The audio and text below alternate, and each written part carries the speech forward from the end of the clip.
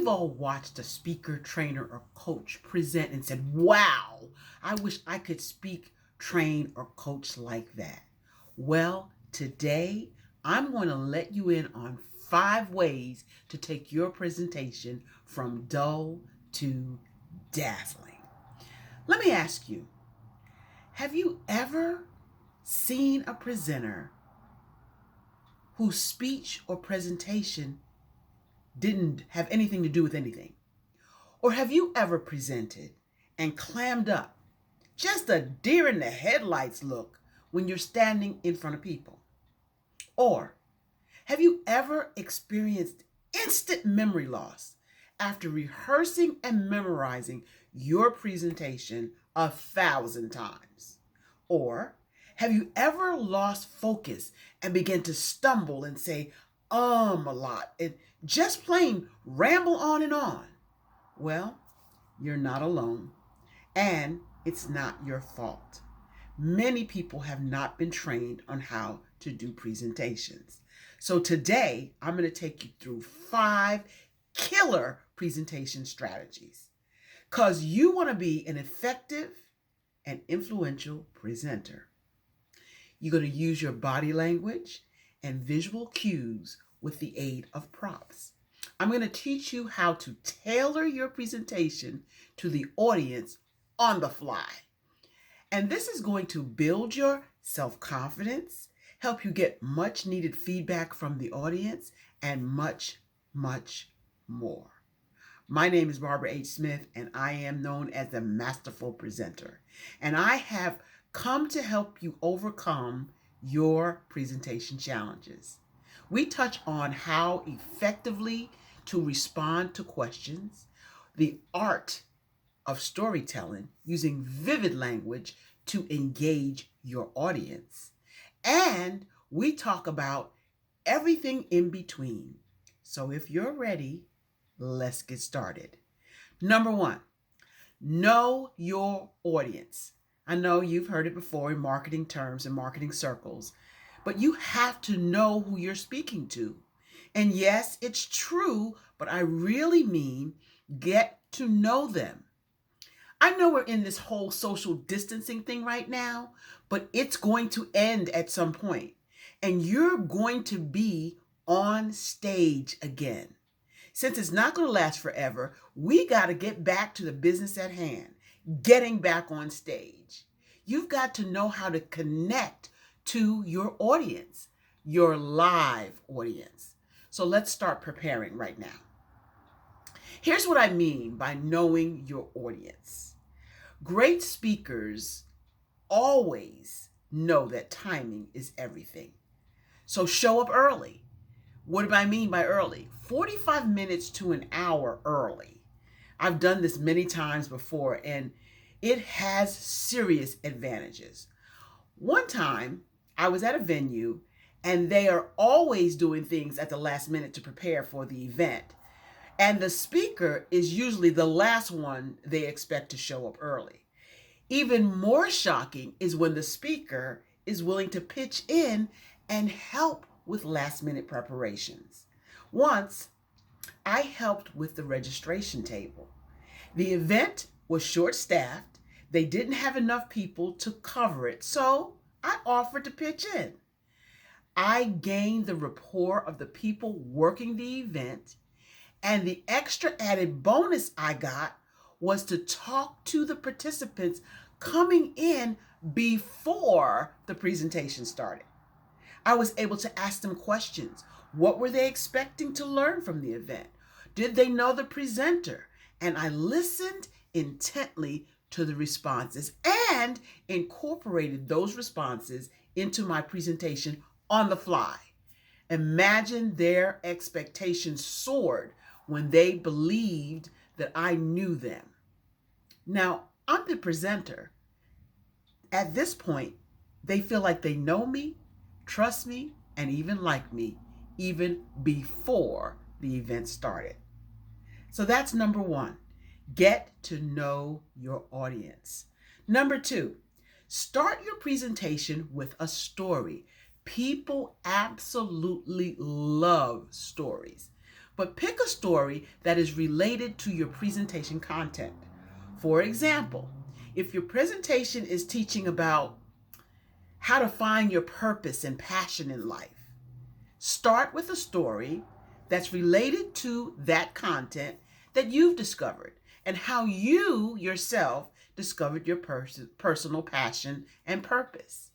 Because the fastest way for your audience to pick up their cell phone and start reading through their text messages is for you to start with something like, I'm not going to be here before you long, or how's everybody doing? Or I got 45 minutes to whatever, umpty squat. And worst of all, starting your presentation with your name. Hi, I'm Barbara H. Smith. Excuse me, they already know that. It's on the program they signed up for. So instead, start with a shocking fact. For example, did you know that today the attention span of most people is less than a goldfish? Follow that with a fact. According to the Guinness Book of World Records, goldfish pay more attention than people. My favorite is to start with a story, though, relating it to the content.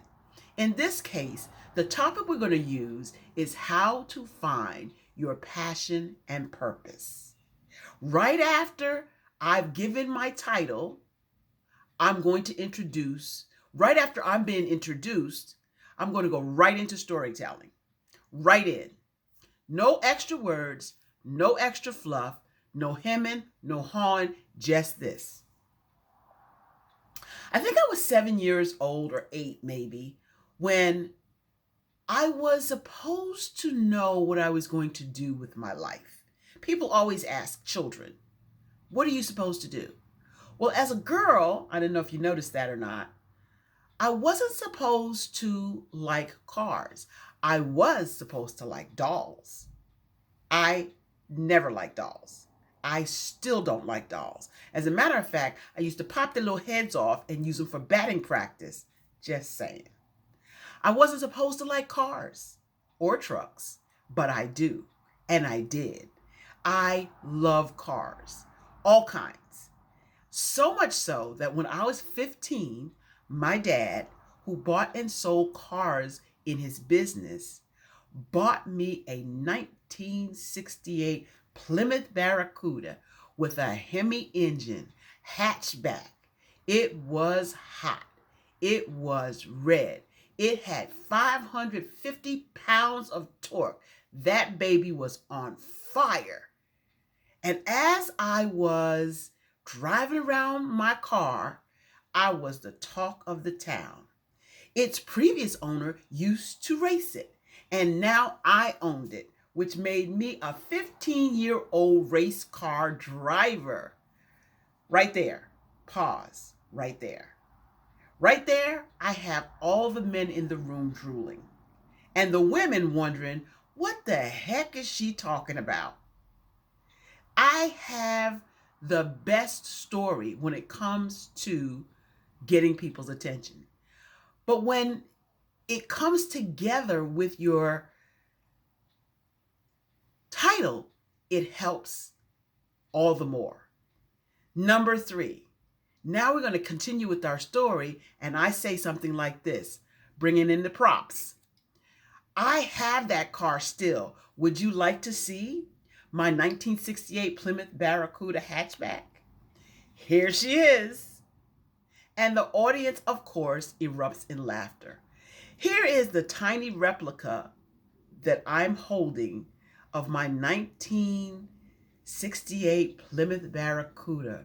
It's got a Hemi engine. Of course, if it were real, I wouldn't be able to flip the hood like this. But there it is. And it's got the headlights and alloy wheels that I always loved. Number 4, use the tell them strategy. What do I mean by the tell them strategy? Once you complete your story, set the stage for your presentation by telling the audience what you're going to teach them.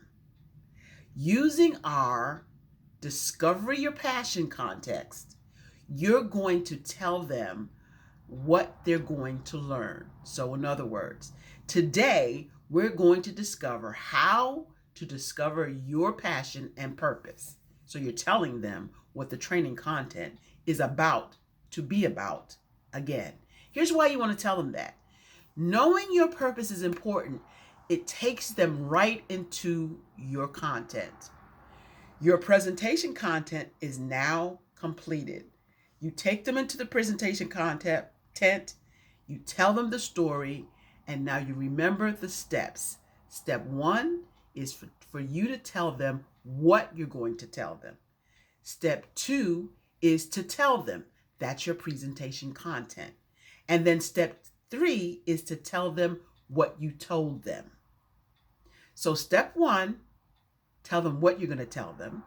2, tell them, and then tell them what you told them.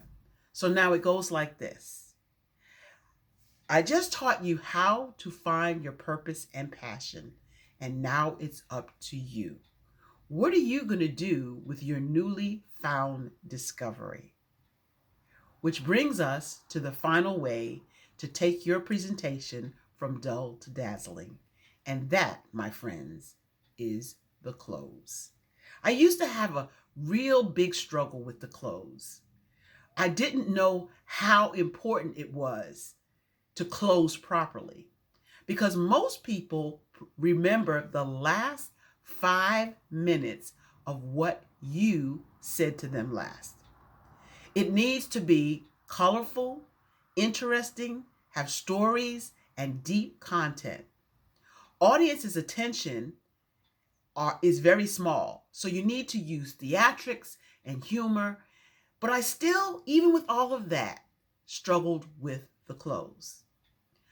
And the close is one of the most important pieces of the entire presentation. Again, you have to close strong. They will remember the last thing you said. So right before you do your close, you want to entertain any questions and answers because you want to get the persons in the audience to explain if they have questions, things they don't understand. But you don't want to what you want to make sure is that they don't have those questions after you close. The last thing you want to do is have someone who has a negative comment or question, and that's what you close on. But if you don't close properly, if you don't ask what you want, if you don't give a call to action, then the audience won't do anything. And in other words, a closed mouth doesn't get fed. So you have to ask. Pause and take time to ask your audience what they want to do next. Tell them how they can do the next step and take the next step. Make sure that you don't put the Q&A before the close and you don't have negative context in between your ending of your presentation. So again, what do you do for the close? You give them a call to action. Here's a call to action that works. Now that you've learned how to find your purpose and your passion, what are you going to do? Are you going to go back to your passive life of meandering through life without a purpose or a passion? Or are you going to take the bull by the horns and learn more about how to find your passion? If you're still not sure how to find your passion, click the link below or sign up for my upcoming retreat at speakcoachtrain.com. Not knowing why you're here, meandering through life is no way to live this marvelous life. Not having a passion or a purpose is not what you were designed to do. Are you going to squander the rest of the time you have here on life, wasting this wonderful opportunity to truly enjoy your life? Your life was designed and intended to have passion and purpose. And now I ask you, it's up to you. There is an expression that if it's to be, it's up to me. Now it's up to you to make the rest of your life the best of your life. Take off those restraints and pull those guardrails down and take the next steps to your magnificent life. Grab the bull by the horns, transform your life, and join me in the next retreat and make your dreams come true. After all, don't you deserve it? Of course you do. If you're ready to design the life of your dreams, and the time is now, sign up with me for the next phase of your fabulous, phenomenal life. I'm Barbara H. Smith. Thank you for spending time and space with me.